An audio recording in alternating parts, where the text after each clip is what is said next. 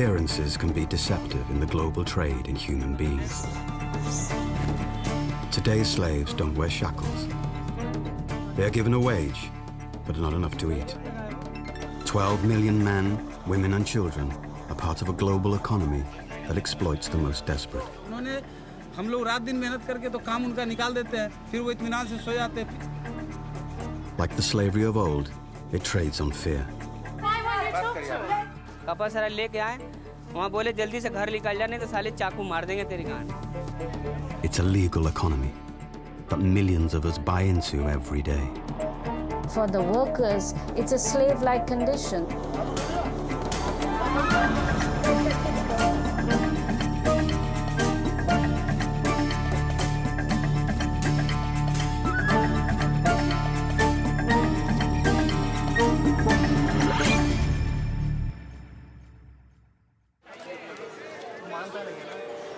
Fashion is a global business. Glamorous, ever-changing, addictive. A multi-million-dollar business that feeds off consumer hunger for new styles. Right-minded people need to be made aware of the price tag, the real price tag, which is attached to those, frankly, very underpriced items. London, one of the most fashionable cities in the world. The end of a human supply chain that starts thousands of miles away in India with a piece of cloth. 60% of the world's clothing is made in Asia. Most of the world's clothing is made by people who are not earning a living wage. A living wage is enough for a worker to lead a decent quality of life.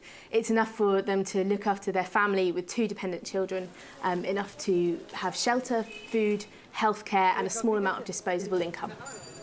Most people do agree that the spirit of the living wage is about making sure people are paid enough to have a reasonable standard of living. But we are on that journey. What we have learned is that you can increase people's wages. There's a huge amount of work that we're doing currently. The customers expect that from Marks & Spencer. Many high street brands like Marks & Spencer already support the idea of a living wage. But how much do consumers know about where their money goes? How much of the cost of this dress do you think goes to the person who made it? What do you think? 70? 70%, you think? So about maybe about that much, you think, went to the person who sewed it? Yeah. 50% of the cost of a whole garment will go to the retailer. 25% will go to the brand. Then there'll be a percentage that's going to go on transport, maybe 10% of that. And then a smaller percentage is going to be on material costs, and the factory owner himself will take a certain cut. How much of the cost of this T-shirt do you reckon went to the person who made it? I hope it'd be 50%. About 50%, you reckon? Yeah, I would hope so. That much? Yeah? Yeah, possibly, yeah. 30%? 30%, maybe that much? Yeah, probably. Okay. 15. 10%. Well, actually, it's about... It's a guessing game, because across the industry, the average amount can vary between 20% to as little as 3%. Fast fashion reminds me a lot of fast food. Fast fashion is bad for workers, it's bad for the consumers. It is a relentless cycle of buying, buying, buying. It's a psychological problem for consumers, it's a financial pressure, and for the workers, it's a slave-like condition. Pull the threads that bind the global garment industry, and you end up here, Gurgaon, an industrial suburb of New Delhi, India.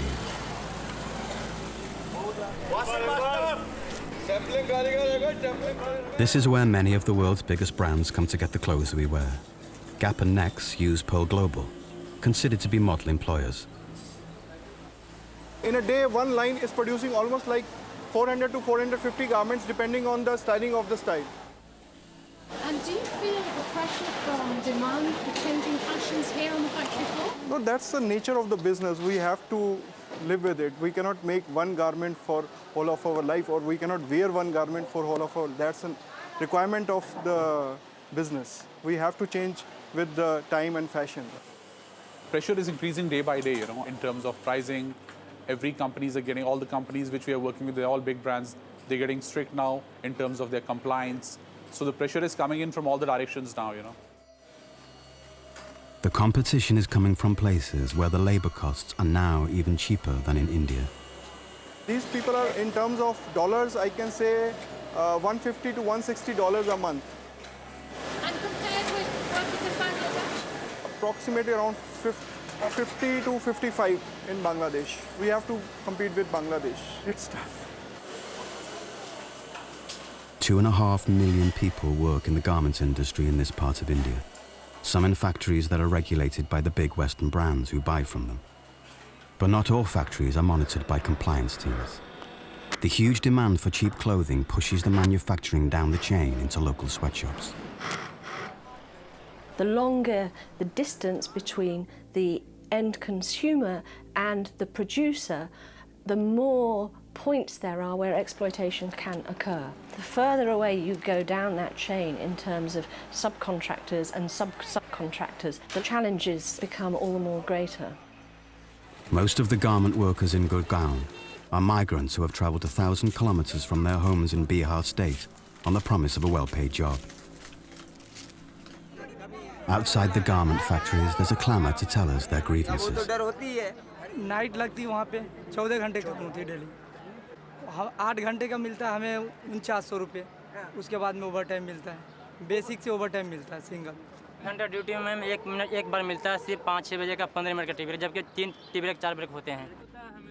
The average wage here, often for an 84-hour, 6-day week, is 2,100 rupees, about $46.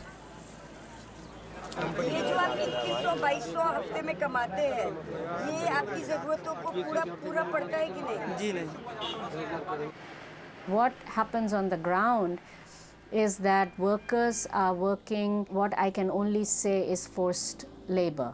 They are forced by the employers to work overtime and are not paid legally for overtime. Sometimes some workers have not been allowed to go home and they have worked straight through the night.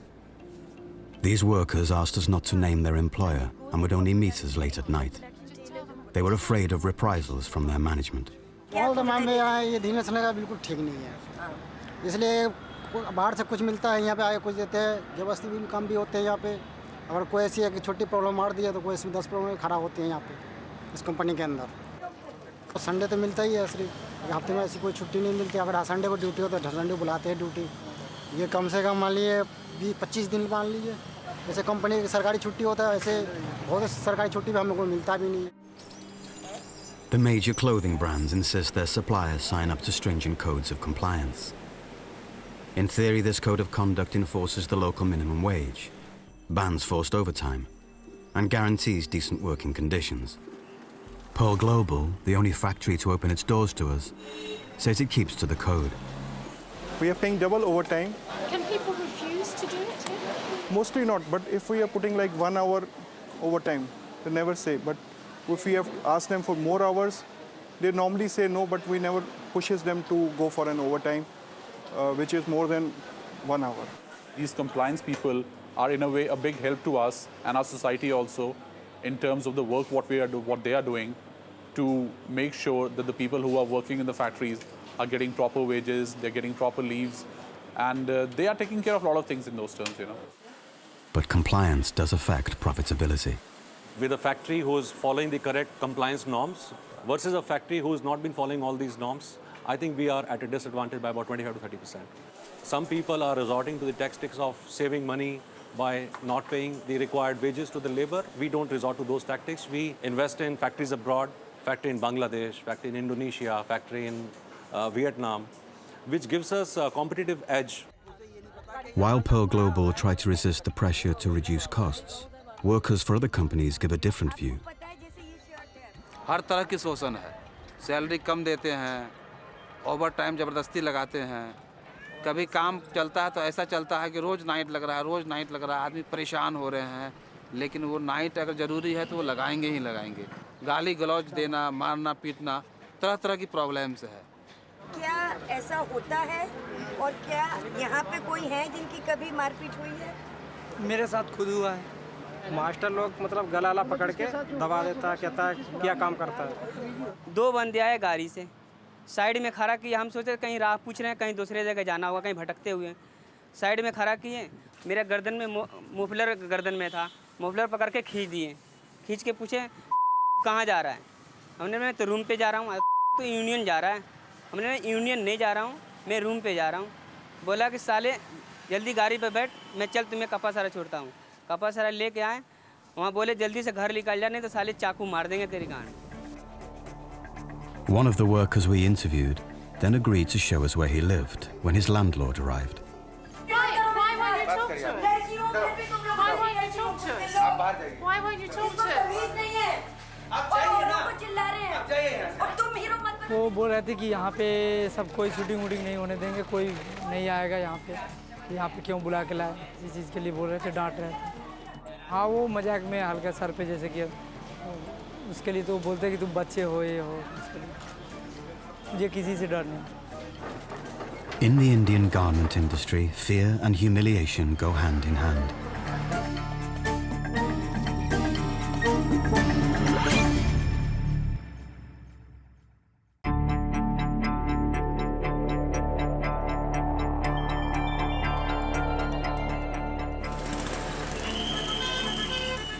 Balotra, 100 kilometers from Jodhpur, Rajasthan. It's famous for its textile industry. The fabric for saris worn by women across Asia is given its vibrant colors in the dyeing factories here. It's also a hotspot for child labor.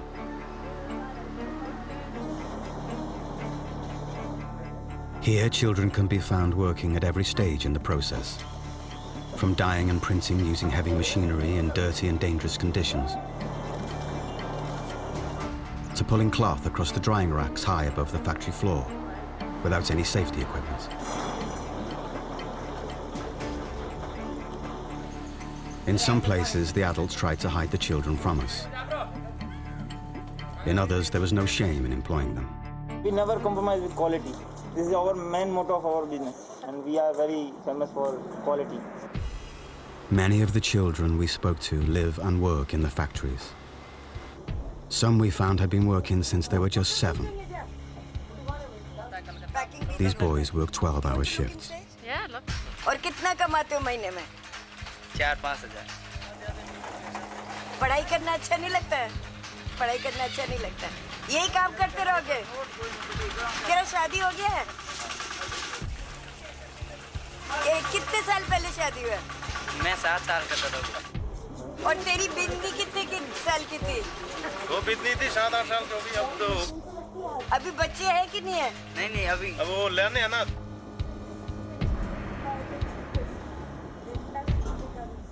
Around the world, it's estimated that 200 million children work. Of those, 6 million are in forced labor. Unfortunately, children are the cheapest source of labor, or sometimes even free if they are held in bondage. And they are most docile. They cannot raise the issues, they cannot go to the court of law, they cannot form the trade unions or go on strike. We have freed more than 1,000 children last year from embroidery industry only from Delhi.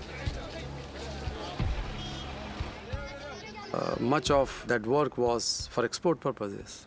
Child labor is still quite widespread and I would say rather increasing, not only in India but in Thailand, Bangladesh, Mexico. And the industry look for profit, and that means cheap labor. In India, the cheapest labor are the migrant workers. Over 1 million people leave Bihar state every year in search of jobs. They head for the cities, the urban magnet.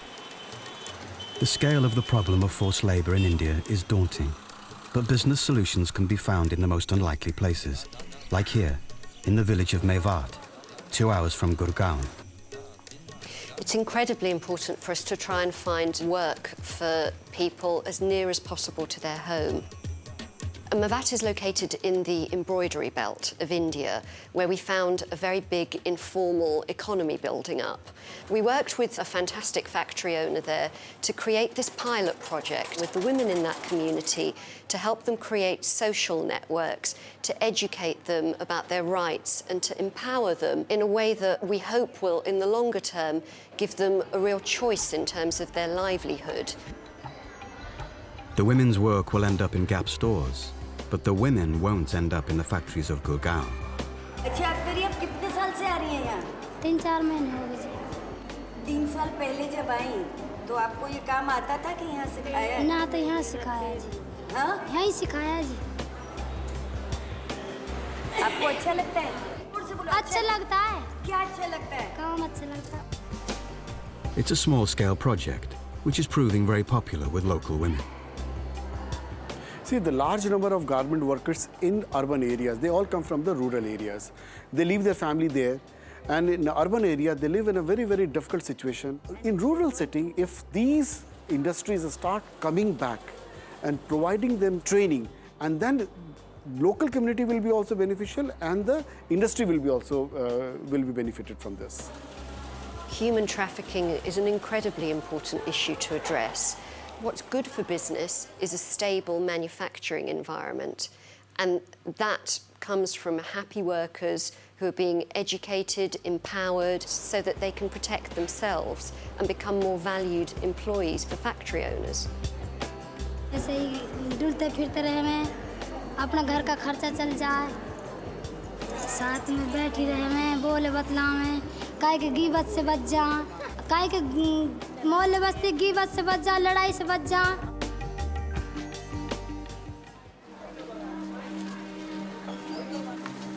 Sunday morning in Gurgaon, New Delhi. For these migrant garment workers, it's their one day off in the working week. Tajuddin traveled 1,000 kilometers from Bihar in search of a better life. वहाँ तक सैलाब जो अब आता है तो खेती तो होता नहीं है, सैलाब में सब भस जाता है, इसीलिए लास्ट में आना पड़ता है। He lives in one room and shares one water pump with 300 people. He works for a company that makes clothes for the international market. नहीं, सिर्फ बच्चे थे और मियाँ बीवी थे, पापा तो घर में रहते हैं। क्यों जो पैसे का तकलीफ होता है, यहाँ कब कब 2,000 रुपया खाने में पड़ जाता है, उसके बाद कमरा किराया तो पैसा नहीं बचता है। क्या करें, मजबूर हैं, पैसे का नोट का कमी है, दिल तो किसी तरह चलना ही पड़ेगा, जो कभी भूखा रहना पड़ेगा, कभी खाना पड़ेगा, यही मजबूरी है। नहीं तो आदमी कौन अपना वतन छोड़ के आता है यहाँ, पैसे के मजबूरी में बाहर जाते हैं करता है। Most workers in India earn about half of a living wage, for example. And this is true of other Asian countries as well. Bangladesh has an extremely suppressed minimum wage, and so workers there who earn the minimum wage are earning about 1/5 of their living wage. One of the world's biggest retailers, Marks & Spencer's, has recognized this and is piloting a scheme to introduce a living wage to all its workers by 2015. The living wage is a very complicated area. There is no consensus at the moment of what the definition is and what the figure should be. However, Marks & Spencer is very, very clear that living wage is important, and that's why we've come out and said that in India, Sri Lanka and Bangladesh, we are going to strive to paying a living wage. Marks & Spencer's have begun to introduce reforms in 3 model garment factories in Bangladesh, including an education program and training in employment rights and freedom of association. It's part of a 5-year plan to make the company the world's most ethical trader. It's called Plan A. Under Plan A, we are a strong believer in doing the right thing, and if the workers are happy and motivated and feel that they're being treated with respect and dignity, they will produce better quality products for us. Hopefully we'll inspire people further down the supply chain to also try and see if they can do those sorts of things.